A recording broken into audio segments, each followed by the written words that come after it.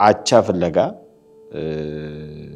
የኢትዮጵያ ኦርቶዶክስ ተዋሕዶ ቤተክርስቲያን ወይም ክርስቲያኖች ወደ ኢትዮጵያ የመጡበት ጊዜ የሚል አይነት ሐሳብ ይዞ አቻ ፍለጋ የመጣ ሐሳብ አለ። በተለያዩ ማህበራዊ ሚዲያዎች ላይ የምናየው ከሆነ ቦታ መጣ እንግዶች ህዝቡ ሌላ ባዕድ እምነት ያምን ነበረ፣ እምነት አልነበረውም። ክርስትና ከሆነ አካባቢ መጥቶ በዚህ ጊዜ ደግሞ እዚህ ጋር ገባ ተብሎ ሊጠቀስ የሚችል አይደለም።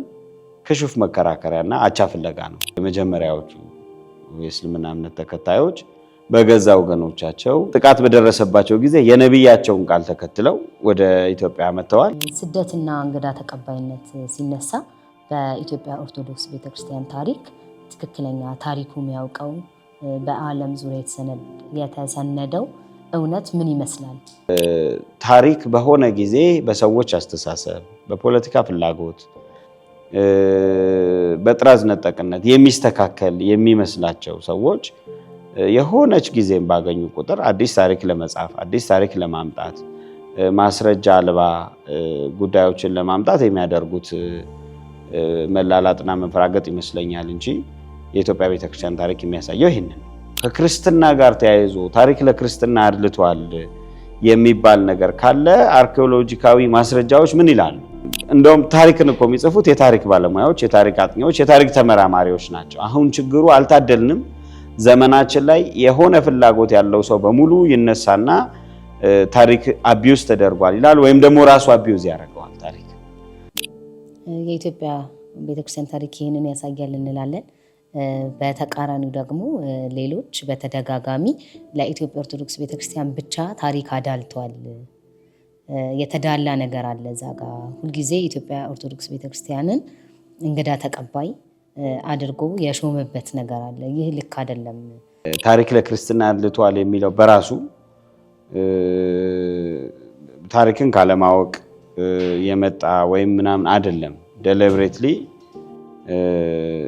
ባልተጻፈ ታሪክ ውስጥ አዲስ ታሪክን መጻፍ፣ በዚያ ውስጥ ደግሞ የራስን ሐሳብ የመጫን ፍላጎት ያላቸው አካላት የሚያደርጉት ነገር ነውና ኢትዮጵያ ውስጥ የኢትዮጵያ ቤተክርስቲያን ያደረገችውን አስተዋጽኦ በሙሉ ጥላሸት በመቀባት የኢትዮጵያ ታሪክ ከክርስትና ጋር የተገናኘ አይደለም የሚል አዲስ ታሪክ መናገር የሚፈልጉ አካላት ምናልባት የሃይማኖት አክራሪነት ጭምር የተጫናቸው አንዳንድ ሰዎች የሚያደርጉት ነገር ነውና ማለት ክርስትና የሌላት ኢትዮጵያ ወይም ታሪኳ ሲጻፍ ከክርስትና ነፃ የሆነ ኢትዮጵያ እንዲኖር የሚፈልጉ አካላት አሉ።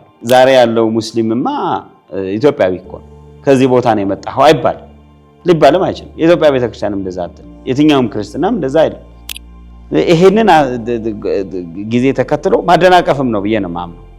የምክክር ኮሚሽኑን ዓላማ ማደናቀፍ ጭምር ነው ይሄንን ሐሳብ ማንሳት በዚህ ሰዓት ብዬ ነው የማምነው።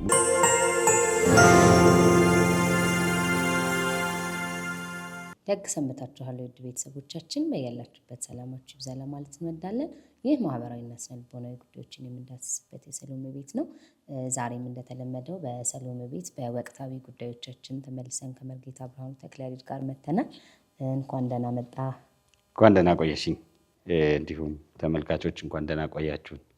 ያው በዛሬው ርዕሳችን ከመርጌታ ብርሃኑ ተክለያሬድ ጋር እንደተለመደውና እንደምናነሳቸው ወቅታዊ ጉዳዮችን ማህበራዊ ሚዲያ ላይ የተነሱ መልስ መስጠት አለባቸው የተባልናቸውን ጥያቄዎች ይዘን መተናል።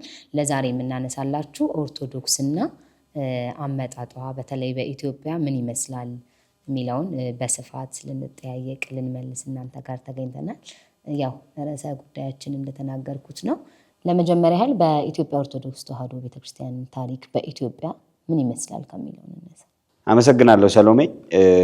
እንግዲህ ባለፉት ጊዜያት በሰራናቸው ቪዲዮዎች የተሰጡን አስተያየቶች እንዳሉ ሆነው አሁንም አንዳንድ ጉዳዮች ላይ እያነሳን መስራታችን የሚቀጥል ነውና የተመልካቾቻችን ማበርታት የፕሮግራማችን የዩቲዩብ ተከታታይ መሆን እንዲቀጥል ጥሪ ማስተላለፍ ፈልጋለሁ። በመጀመሪያ አሁን እንደተነሳው ጥያቄ እንደተነሳው የኢትዮጵያ ኦርቶዶክስ ተዋሕዶ ቤተክርስቲያን ኢትዮጵያ ታሪክ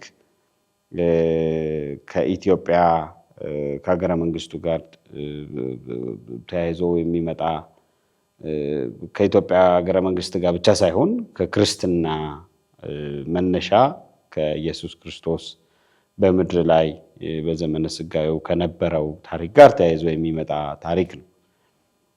ይሄንን ርዕሰ ጉዳይ አንስተን መነጋገር ያስፈለገን ዋና ምክንያት ምንድነው ካልን አቻ ፍለጋ የኢትዮጵያ ኦርቶዶክስ ተዋሕዶ ቤተክርስቲያን ወይም ክርስቲያኖች ወደ ኢትዮጵያ የመጡበት ጊዜ የሚል አይነት ሐሳብ ይዞ አቻ ፍለጋ የመጣ ሐሳብ አለ በተለያዩ ማህበራዊ ሚዲያዎች ላይ የምናየው። ይሄ ሐሳብ የተነሳው አሁን እንደገለጽኩት አቻ ፍለጋ ነው። በዚህ ጊዜ እነከሌ መጡ ሲባል እነከሌም በዚህ ጊዜ ነው የመጡት የሚል አዲስ ታሪክ ለመጻፍ ወይም ደግሞ ታሪክን በታሪክ ለመሻር ወይም ታሪክ እንደ የሆነ ነገር እንደ ቤት ግንባታ ወይም እንደ ሆነ ነገር ፕላን የሚስተካከል የሚመስላቸው ታሪክን ለማስተካከል የሚፈልጉ አካላት ያነሱት ሐሳብ ነው።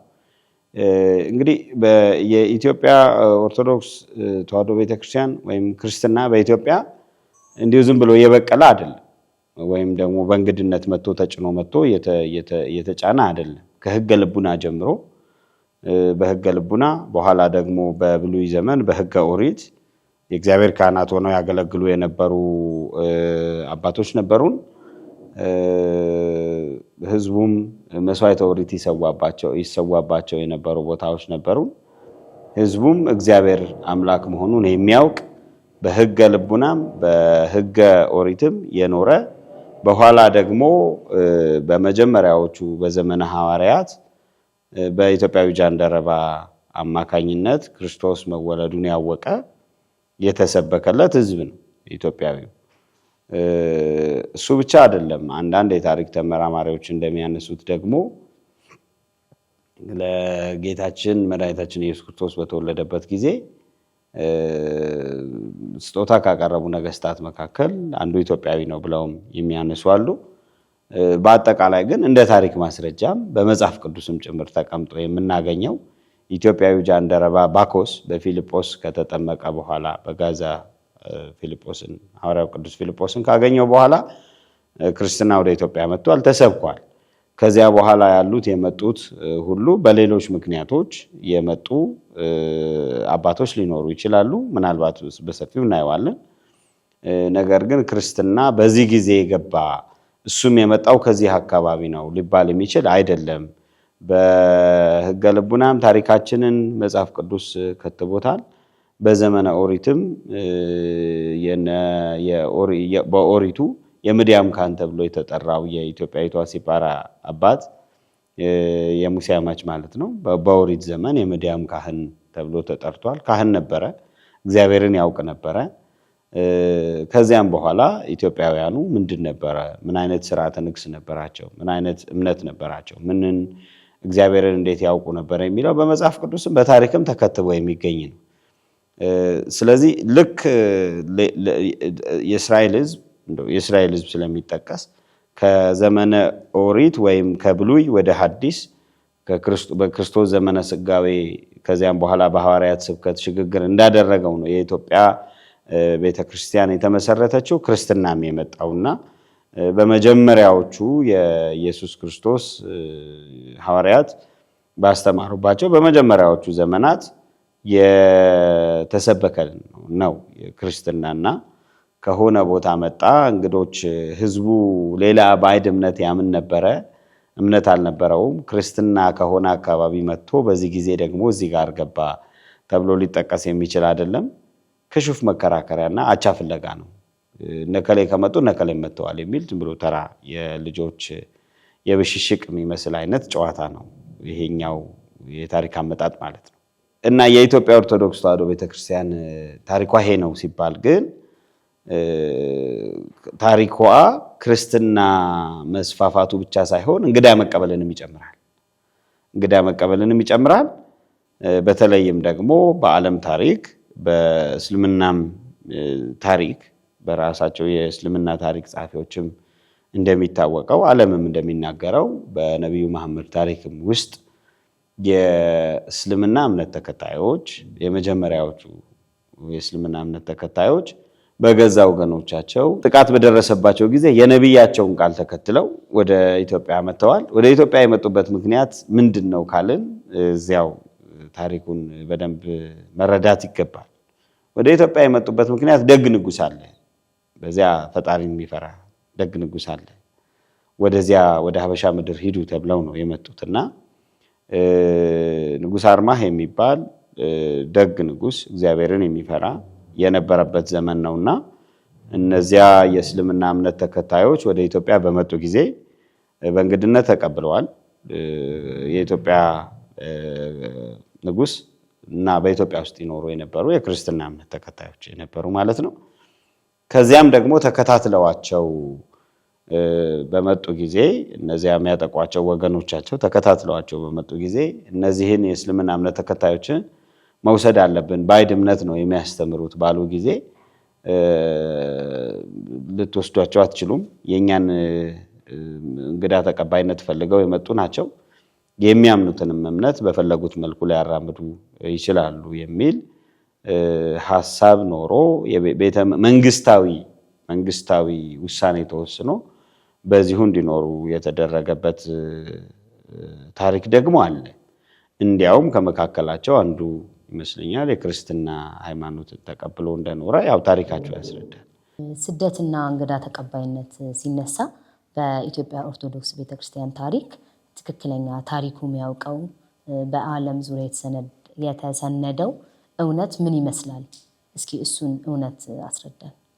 ስለዚህ የኢትዮጵያ ኦርቶዶክስ ተዋሕዶ ቤተክርስቲያን ወይም ክርስትና የምንለው ነገር በኢትዮጵያ ውስጥ ከሚጠቀሱት ከነ ንጉሥ ኢዛና በፊት ከነ አባ ሰላማ ከሳቴ ብርሃንም በፊት በጃንደረባው የተሰበከ ነው። ከኦሪት ወደ ወንጌል በተደረገው የትኛውም ሽግግር ውስጥ የኢትዮጵያ ቤተክርስቲያን የተሰበከበት ዘመን ሌሎቹ ሀገራት ላይ ወንጌል ከደረሰበት ከታመነበት ምናልባት ወንጌል መጀመሪያ ከተሰበከባቸው ሀገራትም በቅድሚያ ክርስትናን የተቀበለች ቤተክርስቲያን ናት ማለት ይቻላል። እንግዳ ተቀባይነቷ እንዲሁ በታሪክ የተቀመጠና የማይሻር ነው። ያንን ቀባብቶ የሆነ ነገር አድርጎ አቻ ለመፈለግ መሞከር በራሱ ታሪክ በሆነ ጊዜ በሰዎች አስተሳሰብ፣ በፖለቲካ ፍላጎት፣ በጥራዝ ነጠቅነት የሚስተካከል የሚመስላቸው ሰዎች የሆነች ጊዜም ባገኙ ቁጥር አዲስ ታሪክ ለመጻፍ አዲስ ታሪክ ለማምጣት ማስረጃ አልባ ጉዳዮችን ለማምጣት የሚያደርጉት መላላጥና መንፈራገጥ ይመስለኛል እንጂ የኢትዮጵያ ቤተክርስቲያን ታሪክ የሚያሳየው ይህንን ነው። የኢትዮጵያ ቤተክርስቲያን ታሪክ ይህንን ያሳያል እንላለን። በተቃራኒው ደግሞ ሌሎች በተደጋጋሚ ለኢትዮጵያ ኦርቶዶክስ ቤተክርስቲያን ብቻ ታሪክ አዳልተዋል፣ የተዳላ ነገር አለ እዛ ጋ። ሁልጊዜ የኢትዮጵያ ኦርቶዶክስ ቤተክርስቲያንን እንግዳ ተቀባይ አድርጎ የሾመበት ነገር አለ። ይህ ልክ አይደለም የሚልና የራሳቸውን እሳቤ ይዘው መጥተዋል። ስለነሱ ምንድነው የምትለው? ታሪክን እንግዲህ መቼም ታሪክ ፐርፌክትሊ ሊጻፍ ይችላል ብሎ እንትን ማለት አይገባም። ግን ታሪክ ማስረጃን ነው የሚከተለው። ታሪክ ሲጻፍ በዚያ ዘመን የነበሩ ዜና መዋዕል ጸሐፊዎች፣ በዚያ ዘመን የኖሩ ሰዎች፣ አገር ሊጎበኙ የመጡ አገር አሳሾች እና በተለይ ደግሞ በቤተ ክህነቱ አካባቢ የትምህርት የተሻለ ትምህርት ስለነበረ፣ ዕውቀት ስለነበረ፣ ጥበብ ስለነበረ በቤተ ክህነቱ አካባቢ ያሉ ሰዎች ታሪክን ለትውልድ ማሻገር ምን ያህል ይጠቅም እንደሆነ ስለሚያውቁ ታሪክን ጽፈዋል። ይሄ ብቻ አይደለም። ታሪክ በድንጋይ ላይ ተጽፎ የሚዳሰስ ሆኖ የሚገኝባቸውም ነገሮች አሉ። አሁን ያነሳነው ታሪክ የኢትዮጵያ ኦርቶዶክስ ተዋሕዶ ቤተክርስቲያን ገድላትና ድርሳናት ውስጥ ብቻ ነው የሚገኘው ወይ ካልን አይደለም። አሁን በጠቀስናቸው መልኩ አሁን አንተ ራሱ እንዳነሳኸው ምናልባት የኢትዮጵያ ኦርቶዶክስ ተዋሕዶ ታሪክ ጸሐፊዎች ጽፈውት ከሆነ እነሱ ለራሳቸው አድልተዋል የሚሉ አካላት አሉ። ይህንን እንዴት ነው የምታየው? አንደኛ ታሪክ በተለያዩ ማስረጃዎች ማስረገጥ ይገባል። አርኪኦሎጂካሊ ማስረጃዎች አሉ። አገር አሳሾች በተለያየ ጊዜ ወደ ኢትዮጵያ በመጡ ጊዜ የጻፏቸው የከተቧቸው ማስረጃዎች አሉ። የነገስታት ዜና መዋዕሎችን ማመሳከር ከዚህ ጋር አብሮ የሚገናኝ ነው። እንደሚታወቀው የኢትዮጵያ ቤተክርስቲያንን ታሪክ ከተሳቱ ቅዱሳን ጋር ወይም ደግሞ ከንጉሥ ኢዛና ዘመን ለመጀመር የሚፈልጉ አካላት አርኪኦሎጂካዊ ማስረጃዎችንም እየካዱ ነው። ከዚያ በፊት የነበሩ ታሪኮችንም በሙሉ እናጥፋቸው እያሉ ነው። ምን ማለት ነው? ያ በኢትዮጵያ ታሪክ የተጻፈባቸው የተለያዩ መንገዶች አሉ። እነዚህን የተለያዩ መንገዶች የሐሰት ታሪክ ጽፈዋል ከተባለ ታሪክ የሚመዘንባቸው ራሱን የቻለ የታሪክ ባለሙያዎች የሚስማሙባቸው ታሪክ አጥኚዎች የሚያስቀምጧቸው መስፈርቶች አሉ። በዚያ መልኩ ነው መዳኘት ያለበት። የሆነ ሰው መጥቶ የኔ በጥቅል በተጻፈ ታሪክ ውስጥ የኔ አያቶች ታሪክ እዚህ ውስጥ የለበትም ሊል አይችልም። የሌላውም ሰው አያቶች ታሪክ ላይኖርበት ይችላል። ብዙ ጊዜ በቤተ መንግስት አካባቢ ያለው ታሪክ ላይ የሚያጠነጥን ታሪኮች ይጻፋሉ። ስለዚህ የሆነው እሱ ነው። ከክርስትና ጋር ተያይዞ ታሪክ ለክርስትና አድልቷል የሚባል ነገር ካለ አርኪኦሎጂካዊ ማስረጃዎች ምን ይላሉ? ከዚያ በፊት የነበሩ ነገሮች ምንድን ናቸው? ከዚያም በኋላ የተጻፉ ታሪኮች ምን ይላሉ? በትክክል ኦርቶዶክሳውያን ክርስቲያኖቹ ብቻ ናቸው ታሪክ የጻፉት? ደግሞስ በዚያ ዘመን በማን እንዲጻፍ ነው ታሪክ የሚፈለገው? ህዝብ ተሰብስቦ በስምምነት በሪፈረንደም ታሪክ እንጻፍ ሊባል ይቻላል ወይ? የነበሩ ታሪኮች በታሪክነት ተሰንደው ተቀምጠዋል። እነዚያን ታሪኮች በተገቢው መልኩ መቀበል ብቻ ሳይሆን ጥናት ማድረግ፣ በነዛ ጥናቶች ላይ ተመስርቶ ሌላ ታሪክ ካለ ደግሞ ያልተጻፈ ይሄኛው ደግሞ አልተጻፈም ብሎ መምጣት። እንደውም ታሪክን እኮ የሚጽፉት የታሪክ ባለሙያዎች፣ የታሪክ አጥኚዎች፣ የታሪክ ተመራማሪዎች ናቸው። አሁን ችግሩ አልታደልንም። ዘመናችን ላይ የሆነ ፍላጎት ያለው ሰው በሙሉ ይነሳና ታሪክ አቢዩዝ ተደርጓል ይላል፣ ወይም ደግሞ ራሱ አቢዩዝ ያደርገዋል ታሪክ። ስለዚህ በጣም ብዙ ጽሁፋዊ አርኪኦሎጂካዊ ማስረጃዎች የሌላቸው በአፈ ታሪክ ሰማናቸው የሚባሉ ታሪኮች የኢትዮጵያ ታሪክ ሆነው ቁጭ አሉ። ለዚያውም ህዝብን የሚያስማሙ ሳይሆን የሚያጋጩ፣ እርስ በርስ የሚያባሉ ታሪኮች ጭምር እየተጻፉ መጡና ክርስትና መጤ ነው የሚለውን ታሪክም ያመጡበት ምክንያት እሱ ነው። ስለዚህ የዚህ ታሪክ ለክርስትና አድልቷል የሚለው በራሱ ታሪክን ካለማወቅ የመጣ ወይም ምናምን አይደለም። ዴሊብሬትሊ ባልተጻፈ ታሪክ ውስጥ አዲስ ታሪክን መጻፍ፣ በዚያ ውስጥ ደግሞ የራስን ሀሳብ የመጫን ፍላጎት ያላቸው አካላት የሚያደርጉት ነገር ነውና ኢትዮጵያ ውስጥ የኢትዮጵያ ቤተክርስቲያን ያደረገችውን አስተዋጽኦ በሙሉ ጥላሸት በመቀባት የኢትዮጵያ ታሪክ ከክርስትና ጋር የተገናኘ አይደለም የሚል አዲስ ታሪክ መናገር የሚፈልጉ አካላት ምናልባት የሃይማኖት አክራሪነት ጭምር የተጫናቸው አንዳንድ ሰዎች የሚያረጉት ነገር ነውና በዚህ ልክ መለካት አለበት ብዬ አምናለሁ።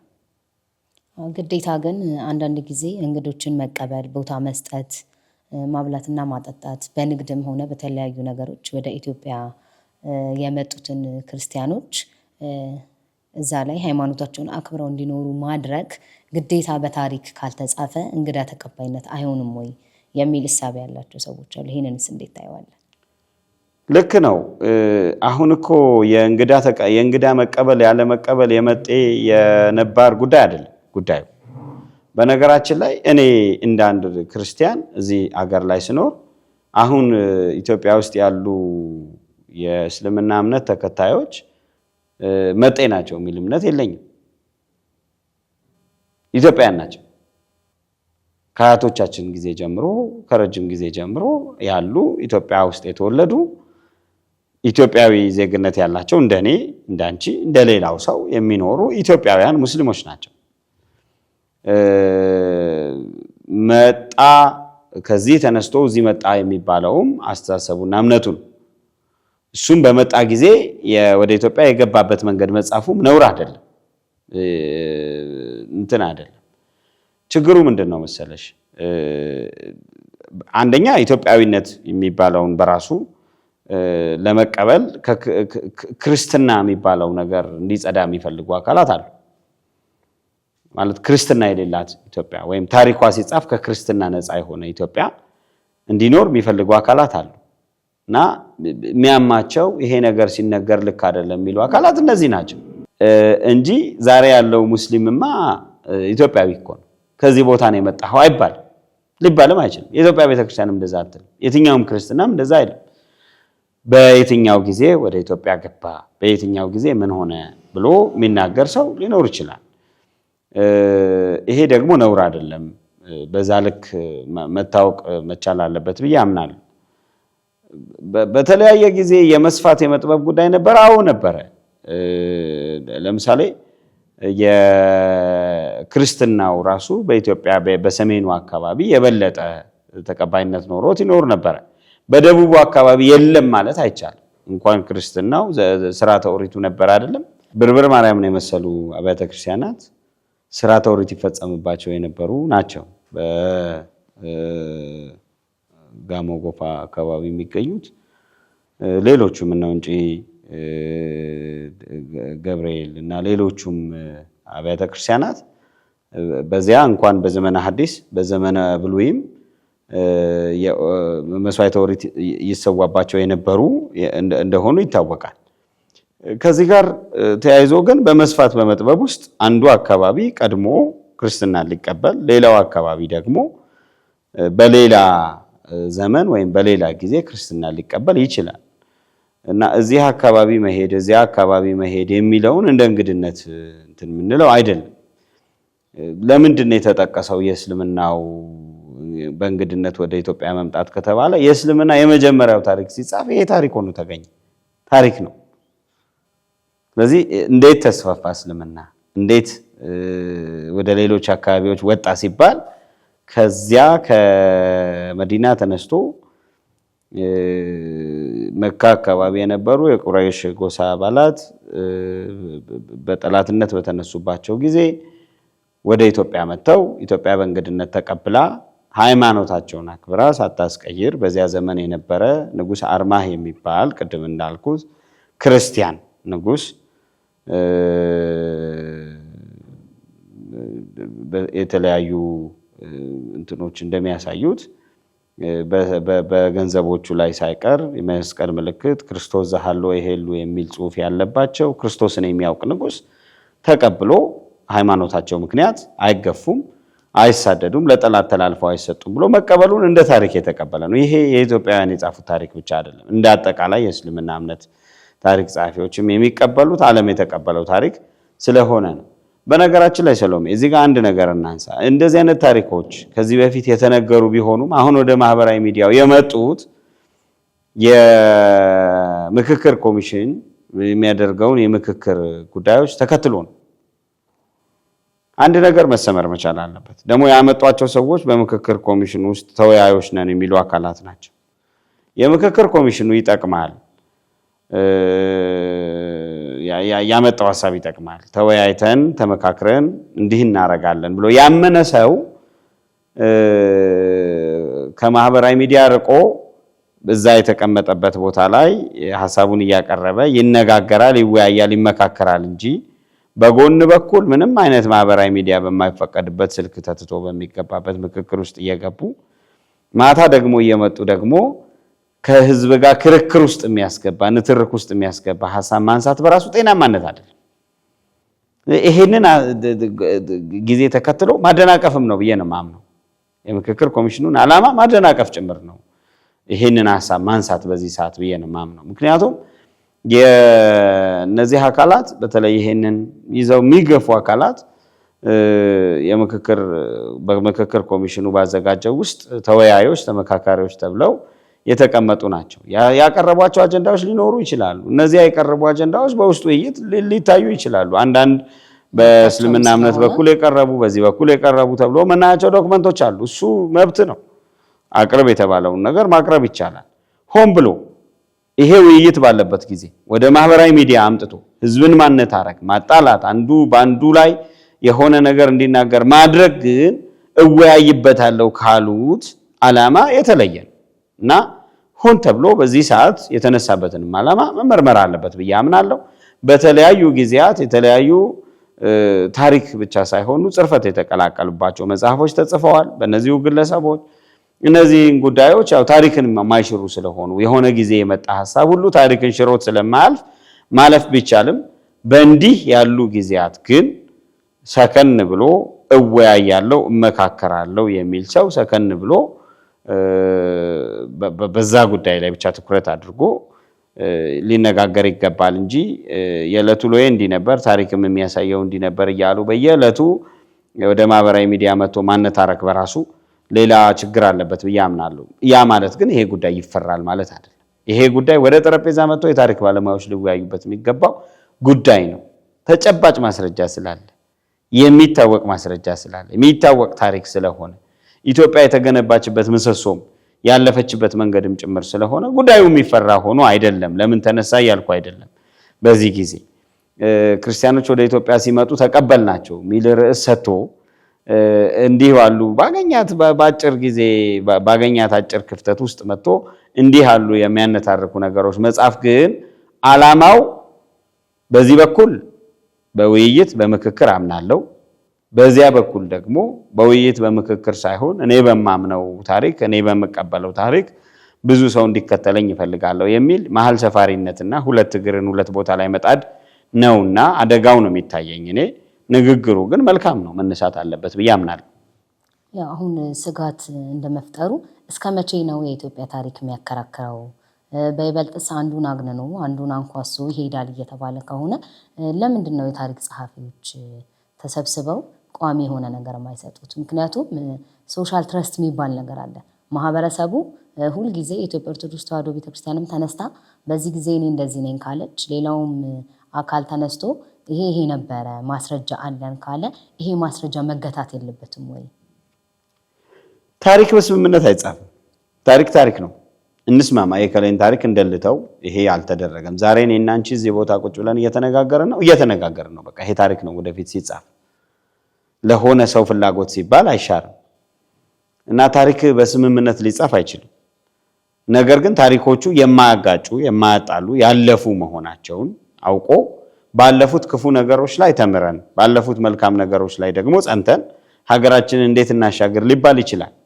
አንዳንዶች የሚፈልጉት አዲስ ታሪክ እንዲጻፍ በስምምነት አዲስ ታሪክ እንጻፍ ተብሎ ቁጭ ተብሎ እከሌም ጎሏል ደግሞ እዚህ ውስጥ እንደው የቱ ጋር እንክተተው የቱ ጋር እናስገባው እየተባለ የሚጻፍ ታሪክ የለም እኮ።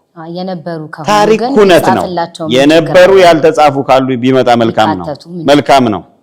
መልካም ነው። እሱ መነሳት አለበት። ነገር ግን በእያንዳንዷ ለምሳሌ የጦርነት ታሪክ ሲጻፍ የሚጻፈው ጥቅል ነው አይደል? የጦር መሪዎች ነገስታቱ የጦርነቱ ዓላማ የጦርነቱ ጊዜ ጦርነቱ የተከናወነበት በማን አሸናፊነት እንደተጠናቀቀ ሊጻፍ ይችላል። በዚህ መሃል አንድ ወታደር ነበረ የኛ ዘመድ ከዚህ ቦታ ይሄደና እሱን አላነሳችሁትም ሊባል ይችላል።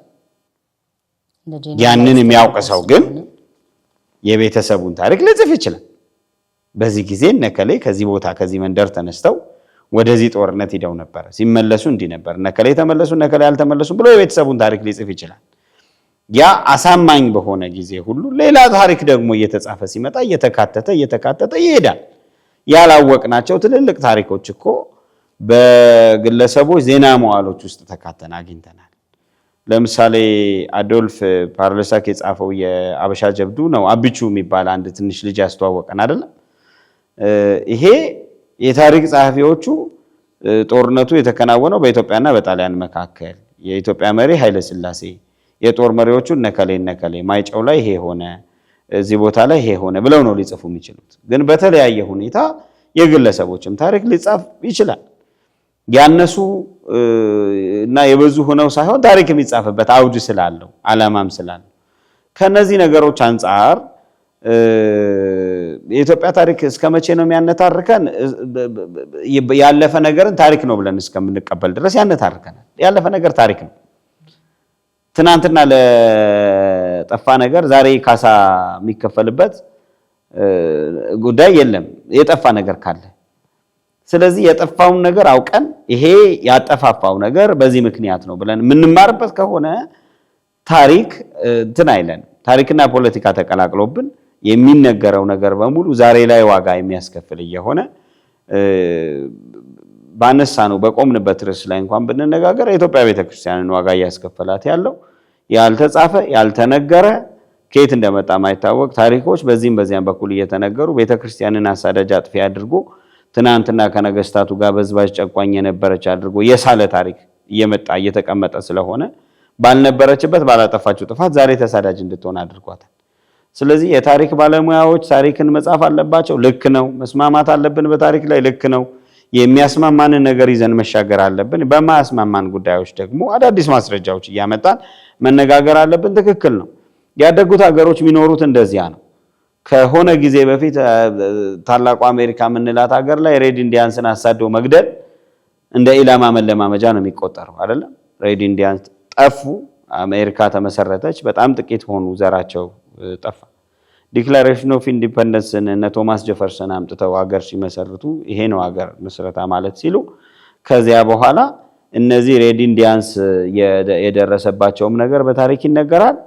በሌላ በኩል የአሜሪካ የነጻነት ቀን ተብሎ የሚከበርበትም ደግሞ ሌላ እንትን አለ። ሳይጋጭ ሳይጣረስ አንዱ በአንዱ ላይ ሆኖ ካለፈው ስህተታቸው ተምረው ይኖራሉ። አውሮፓ አቦርጂኖችን በማጥፋት በመግደል ላይ የተመሰረተ ትልልቅ አስከፊ የሆኑ ጦርነቶችን የያዘ ታሪክ ነው ያላቸው። በጣም ትንንሽ ሀገሮቹ ነው የሚኖሩት ዛሬ።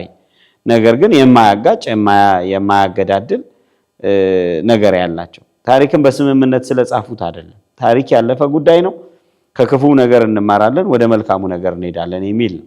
ይሄኛው ግን ታሪክ አጻጻፍ አይደለም። ሰሎሜ ልብ እንበል ይሄንን። ይሄኛው መተንኮስ ነው።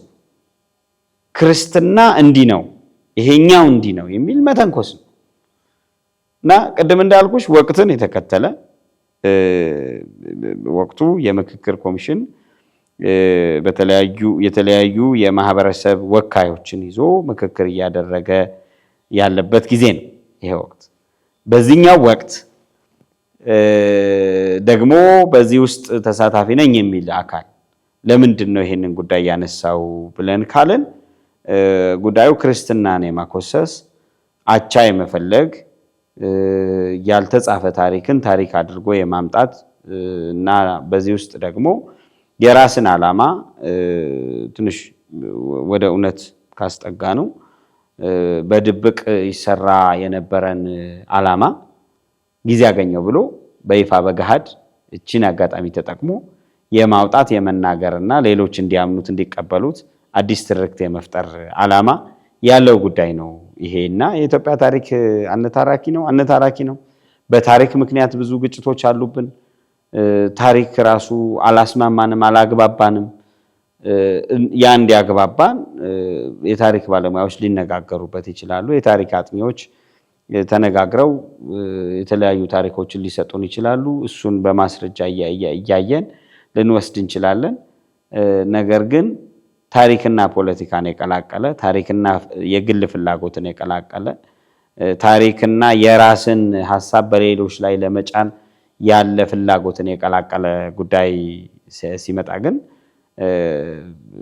ይሄ ታሪክን እንዲያስማማን የማድረግ ሳይሆን አዲስ ደግሞ ነዳጅ የማርከፍከፍ እንቅስቃሴ እንደሆነ መታወቅ አለበት ያምናል።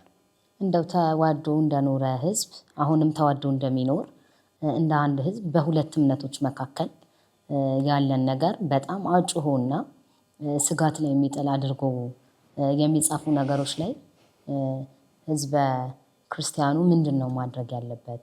እዛ ጋር መመላለሱ ሶሻል ሚዲያ ላይ ላለ ነገር ኔጌቲቭ ነገር መጻፉ በተረጋጋ መልኩ ከማስረዳት ይልቅ አንደኛ ክርስትና የቆመለትን ዓላማ ይቃወማል። በሰላም መኖርንም መተቸትንም በተለይ ስድቦችን የተለያዩ ነገሮችን መጻፉ ክርስቲያኑን ይጠቅመዋል ወይ? እንደዚህ አይነት ነገሮች ሲመጡ ምን አይነት ምላሽ ነው መሰጠት ያለበት? በመጀመሪያ ደረጃ የታሪክ አጋጣሚ በመጡ ቁጥር ቤተክርስቲያን ትፈተናለች። ይሄ መታወቅ አለበት። ሁልጊዜም እንደምንለው ዘመናዊ ፖለቲካ ወደ ኢትዮጵያ መጣ በተባለ ጊዜ ንጉሱ ሲወርዱ የመጀመሪያ ጠላት ተደርጋ የተሳለችው የኢትዮጵያ ቤተክርስቲያን ናት። ስለዚህ የቡርዣው የፊውዳሉ ደጋፊ ተደርጋ ነው ስትቀጠቀጥ የነበረው። ያ የስርዓት ለውጥ ሲደረግ ደርግ ሲወድቅ ኢህአዴግ ደግሞ አዲስ አበባን ሲቆጣጠር እንዲሁ በተመሳሳይ ቤተክርስቲያን እንዲህ ያለ ፈተና የተለያዩ ለውጦች በመጡ ቁጥር የተለያዩ ጉዳዮች በተነሱ ቁጥር የኢትዮጵያ ቤተክርስቲያን ነው ፈተና። አሁንም ቅድም እንዳልኩት በዚህ ውስጥ እኛ እናተርፋለን ብለው የሚያምኑ አካላት አሁን ሀገሪቷ ላይ ባለው የጉባኤ ላይ በዚች አጋጣሚ የመተንኮስ ጉዳዮች ነው የተነሱት። አንዳንዶቹን በደንብ ሰፋ አድርገን መሄድ የሚገባን ይመስለኛል ወደፊት። ግን ጸረ ክርስትና የሆነ አንድ ሰው ሐሳቡን መጠየቅ ይችላል። እንዲህ ቢደረግ ይሄ እንዲህ ቢሆን ሊል ይችላል። ብዙ የሰማናቸው ነገሮች አሉ። አንዳንዶቹ ማረጋገጥ ስለሚፈልግ ነው ጉዳዮቹን አንስተን ማናነሳቸው እንጂ ምንሰማቸው ነገሮች አሉ ያላረጋገጥናቸው፣ ስናረጋግጣቸው የምናነሳቸው ጭምር ጉዳዮች አሉ። እያንዳንዱ ነገር ክርስትናን ተከትሎ ይሄ ይነሳ፣ ይሄ ይጥፋ፣ ይሄ ይቀነስ፣ ይሄ ይሂድ የሚል የክርስትና አሻራ የሚባል ነገር አንይ የሚል ጥያቄ የመጣበት ዘመን ነው። ይሄንን አለመመለስ አይቻልም፣ ዝም ማለት አይቻልም። አሻራው እየጠፋ ነው። አሻራ ለማጥፋት ነው እንቅስቃሴ እያደረጉ ያሉት። እነዚህ አካላት ሲፈልጉ የመንግስት ደጋፊ ሆነው ይመጣሉ፣ በጀርባ ደግሞ የመንግስት ተቋሚዎችን ያደራጃሉ። ሲፈልጉ አሁን ልክ አንቺ እንደገለጽሽው የፍቅር የአንድነት ሰባኪ ሆነው ይመጣሉ፣ ከጀርባ ደግሞ ከባድ የሆነ አክራሪነት፣ ከባድ የሆነ ጽንፈኝነትን ተሸክመው ይመጣሉ። እነዚህ አካላት በአደባባይ ፍቅር ሰባኪዎች ናቸው፣ በሌላ መልኩ ደግሞ አብሮ ማያኗኑሩ ሐሳቦችን ይዘው ወደ አደባባይ የሚመጡ አካላት ናቸው። ስለዚህ እንዲህ ያሉ ጉዳዮችን ክርስቲያኑ እንዴት እስከ መቼ ድረስ ነው የሚታገሰው የሚለው ነገር መታወቅ አለበት። አንደኛ መጀመሪያ የሚገባው ለክርስቲያኑ ምንድን ነው ማድረግ ያለበት ከተባለ የመጀመሪያው ነገር ማወቅ ነው። ታሪኩን ማወቅ አለበት። አገሩ ላይ እየተከናወነ ያለውን ከረንት ሲቹዌሽን ማወቅ አለበት። ካለማወቅ ምንም ምልሽ በመሰዳደብ በመነታረክ የሚመጣ ነገር የለም። በማወቅ ላይ የተመሰረተ መነጋገር መጀመር መቻል አለበት። በዓመተ ምሕረት የማይገናኝ በቁጥር የማይገናኝ የተሳሳቱ ታሪኮች ተጽፈው በጣም በሚያስቅ ሁኔታ አንድ የታሪክ ባለሙያ ሲያነባቸው የሚስቅባቸው ሁኔታዎች ተጽፈው ብዙ ሕዝብ አምኖ እንዲህ ነው ብሎ የሚያምን እንትን አለ እና ይሄንን ለመሞገት ለመነጋገር መዘጋጀት መቻል አለበት። ቤተክርስቲያን ለሀገር ያበረከተችው አስተዋጽኦ እያልን አንናገርም። ሀገርና ቤተክርስቲያን ተለያይተው አያውቁም። ኢትዮጵያ እንደ ስጋ ቤተክርስቲያን እንደ ነፍሱ ነው የኖሩት። አገርን የተሸከመች አምድ ሆና ነው ቤተክርስቲያን የኖረችው። አሁንም በተመሳሳይ በየአደባባዩ እንደሚመሰከረው ቤተክርስቲያን ለሀገር የምታበረክተው ያበረከተችው አስተዋጽኦ ቀላል አይደለም። አንዳንድ ጊዜ ለማለት ብለን ፊደል ቀርጻ ምናምን እንደምንለው ማቅለል አያስፈልግም። ከዛ በላይ ነው። ፊደል ከመቅረጽ ምናምን ከማድረግ በላይ ነው። የቤተክርስቲያን አገር እንደ አገር እንድትቆም አገረ መንግስት ተብሎ እንዲጠራ ያደረገች ቤተክርስቲያን ናትና በዚህ ልክ መለካት፣ በዚህ ልክ ማወቅ ያስፈልጋል ለኦርቶዶክሳውያኑ። ከዚያ ደግሞ ትንኮሳን በጥበብና በእውቀት ማለፍ ያስፈልጋል። በጥበብና በእውቀት ማለፍ ያስፈልጋል ማለት ያወቀ ሰው በትንኮሳ ሊደናገጥ አይችልም። ስራውን ይሰራል። ማሳየት ያለበትን ነገር ያደርጋል። ማወቅ ያለበትን ነገር ያውቃልና የታሪክ ጸሐፊዎች በተለይም የኢትዮጵያ ኦርቶዶክስ ተዋሕዶ ቤተክርስቲያንን ታሪክ የሚጽፉ ሰዎች የተለያዩ መጽሐፍቶችን መጻፍ አለ የተለያዩ መጽሐፍትን መጻፍ አለባቸው። እነዚያን ማንበብ ማወቅ አለበት። ሀገር የጋራ መሆኗን ማወቅ አለበት። ከማኩረፍ ከማለቃቀስ እንዲህ አደረጉን እንዲህ አሉን ከማለት ወጥቶ በአቋም በዓላማ ቆሞ መሞገት መከራከር። ሀገራችን የጋራ ናት። በዚህ የጋራ ሀገር ውስጥ የትናንት ታሪክ ይሄ ነው፣ የዛሬ እውነታ ደግሞ ይሄ ነው፣ ነገ ደግሞ እንዲህ እንዳይመጣብን መከላከል አለብን ብሎ ማሰብና ማመን አለበት ብዬ አምናለሁ። አንድ መካድ የማያስፈልግ እውነት አለ። መንግስትን የሚደግፉ የሚመስሉ ሰላማውያን የሆኑ የሚመስሉ ሀሳብ ያላቸው የሚመስሉ ነገር ግን ጽንፈኝነትን እያመረቱ ያሉ አካላት አሉ። መንግስት እነዚህን በጣም በትኩረት ሊመለከታቸው ይገባል ብዬ አስባለሁ። ጸረ ቤተክርስቲያን የሆኑ ይሄ ጸረ ቤተክርስቲያንነት የሚመስለው ነገር ነገ ወደ ጸረ ሀገርነት ነው የሚሄደው። በዚያም በኩል ካሉ የተለያዩ የሚደርሱ አሰቃቂ የሆኑ ጥቃቶች ጀርባ ትንሽ ቢቆፈር ጥቃቱን እናወግዛለን በአደባባይ ጥቃቱን እናወግዛለን የሚሉ አካላት ያደራጇቸው የጽንፈኝነትና የአክራሪነት ጉድጓዶች እንደሚገኙ መታወቅ መቻል አለበትና በሁሉም መልኩ የቤት ስራ የመስጠት ስራ ነው እየተሰራ ያለው ለኦርቶዶክሱ። በዚህ በኩል በታሪክ ያሳንሱታል፣ በዚያ በኩል የሆነ አክቲቪስት ሞቅ ያላት ምናምን ተነስታ ትናገራለች። ምናልባት አንድ የታሪክ መጽሐፍ መግቢያ አንብባ ማታውቅ ሴት ምናልባት የታሪክ መጽሐፍት ማንበብ እንኳን ማሰላሰል ለማወቅ መፈለግ ይጠይቃል። ምናልባት አንድ የታሪክ መጽሐፍ መግቢያ እንኳን አንብባ ማታውቅ ሴት አንድ ብሔርና አንድ ሃይማኖት ያደረጉት ምናምን ብላ ስትናገር ልትሰሚያት ትችላለች። በሌላ በኩል አብያተ ክርስቲያናት ላይ የሚደርሱት ጥቃቶች አሉ። በሌላ በኩል ደግሞ ራሱ የውስጡ ችግር አለ፣ ሁልጊዜ የምንነጋገርበት በላባይነት፣ ሲሞናዊነቱ፣ ዓለማዊነቱ፣ ሙሰኝነቱ፣ ሌላው እነዚህ ሁሉ ነገሮች አሉ። ስለዚህ በሁሉም በኩል ከሃይማኖት ማስወጣት፣ እምነት አልባ ማድረግ፣ የኦርቶዶክሱን አእምሮ በዚያም በኩል ቢዚ የማድረግ እንቅስቃሴ አለ እና ክርስትናው በዚህ ሊነቃ ይገባል ብዬ አምናለሁ። እሱ ብቻ አይደለም፣ ከኦርቶዶክሳውያን ውጪ የሆኑ የክርስትና እምነት ተከታዮች ክርስቲያን ነን የሚሉ አካላትም በዚህ ጉዳይ ሊነቁ ይገባል። ኦርቶዶክሱን አጥፍቶ የሚቆም አክራሪነት የለም። ኦርቶዶክሱን አድክሞ የሚቆም አክራሪነት የለም። ችግሩ ከክርስትና ጋር ነው። ክርስትና የሚባለው በክርስቶስ አምናለሁ፣ ክርስቶስን አውቃለሁ፣ የወንጌል አማኝ ነኝ የሚለውን ሁሉ አጥፍቶ ወንጌልን የማጥፋት መንገድ እንደሆነ በዚህ ልክ መታወቅና መለካት መቻል አለበት እና ታስታውሽ እንደሆነ ከጥቂት ወራት በፊት የሚሰጡ ስልጠናዎች ነበሩ፣ በድብቅ ይሰጡ የነበሩ ስልጠናዎች አሁን ይፋ እየሆኑ ያሉ። እሱን አንድ ቀን እሱን ራሱን ድረስ አድርገን መነጋገር እንችላለን፣ ብዙ ማስረጃዎች ስላሉ።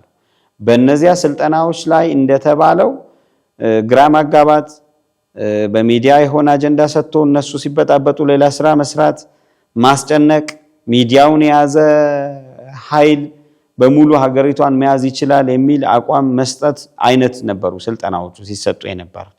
እነዚያ ስልጠናዎች ተግባራዊ እየተደረጉ ነው በማህበራዊ ሚዲያውና ምንድነው በንቃት የሚያደርጉትን ነገር በስሜትና በሆሆታ ልንመልሰው አንችልም። በንቃት መንቀሳቀስ ያስፈልጋል። በመጀመሪያ እግዚአብሔርን ማመን፣ ከእግዚአብሔር ጋር መቆም፣ ከዚያ በኋላ ማወቅ፣ ማንበብ፣ ማሰላሰል፣ ሐሳብን አለመፍራት፣ በተቻለ መጠን ሁሉንም የምንጓዝበትን መንገድ ክርስቲያናዊና ሰላማዊ ማድረግ፣ ከዚያ ጎን ለጎን ደግሞ የመጡ ሐሳቦችን በሙሉ በእውቀትና በጥበብ መሞገትና ባዶ ማድረግ ያስፈልጋል። ለሀገር አደጋ የሆኑ ጉዳዮችን ደግሞ በአደባባይ እያመጡ ማስጣት ያስፈልጋል እና እኔ ስለ ግለሰብ አይደለም ማወራው፣ ማልጠራቸው እነዛን ሰዎች በዚህ ጉዳይ ትኩረት እንዲስቡ እንዲያገኙ ስለማልፈልግ ነው። ግን ይታወቃል ማን ይሄን እንዳለ ማን ይሄን እንዳደረገና ከጀርባቸው ያለው ዓላማ አዲስ ትርክት የማምጣት ብቻ አይመስለኝም፣ ከዚያ ያለፈ ነው። ነገ የሚፈልጉትን ዓላማ ለማሳካት በአንድም በሌላም መልኩ ኢትዮጵያን በእምነት በጎሳ በመሳሰሉት ነገሮች አንድ ሆነው እንዳይቀጥሉ የሚያደርግ ሌላ አዲስ ታይም ቦምብ እየተቀበረ ነውና ይሄንን ክርስቲያኑ ሊነቃበት ይገባል። ክርስቲያኑ ብቻ አይደለም፣ ሀገር እየመሩ ያሉ አካላት፣ የጸጥታ ኃይሉ፣ ሌላውም አካል በዚህ ጉዳይ ላይ በደንብ ማየትና ማወቅ ይገባዋል ብዬ አምናለሁ። አገራችን የሁላችንም ናት። በሰላም ልንኖርባት እንፈልጋለን። ሁላችንም በሰላም መኖር የሚቻለው ሁሉም የሚመራበት ርዕሰ ሕግ ያለው ኖሮት ሁሉም በአገሩ ላይ ተከብሮ መኖር ሲችል ነው። ትንኮሳዎች በበዙ ቁጥር በጥበብ የሚያልፉ ሰዎች እንዳሉ ሁሉ በስሜት ደግሞ የሚሄዱ ከቀናነትና ከስሜትም ቢሆን ግን ብዙ ጉዳት ሊደርስ እንደሚችል መታወቅ መቻል አለበትና ሀገርን ወደ ጉዳት ሊጥል የሚችል ጉዳይ መታረም አለበት ብዬ አምናለሁ።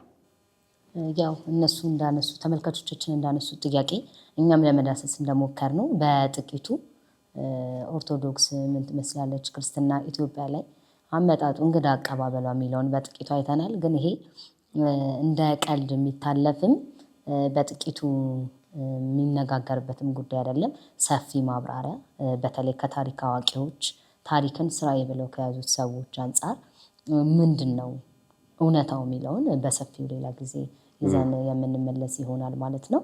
ለዛሬ የነበረን ቆይታ ይህንን ይመስላል። በድጋሚ አመሰግናለሁ። ውድ ተመልካቾቻችን ጥያቄዎቻችሁን አስተናግደን በወቅታዊ ጉዳዮች ላይ ከመርጌታ ብርሃኑ ጋር የነበረን የዛሬ ቆይታችን ይህንን ይመስላል። በቀጣይም የምታነሷቸውን ጥያቄዎች ለመመለስ እውነቱን ይዘን ወደ እናንተ ለመምጣት ያለንን ቁርጠኝነት ማሳወቅ እንፈልጋለን። የዛሬ የሰሎሜ ቤት መርሃ ግብራችን ይህንን ይመስላል። ስለምትከታተሉን ፈቅዳችሁ ወዳችሁ የእኛ ቤተሰቦች ስለሆናችሁ በድጋሚ ማመስገን እንፈልጋለን። ቸርን ሰንብት።